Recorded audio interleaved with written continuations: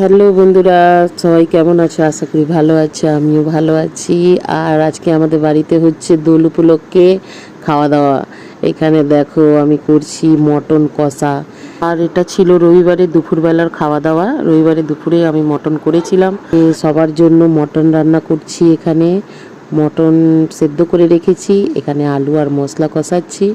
আর এখানে মাছের মাথা দিয়ে বাঁধাকপি হয়েছে, চিকেন পকোড়া, মাছের ডিমের পকোড়া করেছি, সব খাওয়া হয়ে গেছে। এখানে স্যালাড আর হচ্ছে এই যে, আর আজকে মটনটা দেখো কালারটা কি সুন্দর লাগছে, খেতেও কিন্তু খুব দারুণ হয়েছিল। সবাই বলেছে খুব ভালো হয়েছে মটন কষা। খেতে কষা তো করিনি, ঝোলই হয়েছে মটনের, কারণ ঝোলই সবাই খেতে চায়, তাই জন্য কষাটা তো হয়নি।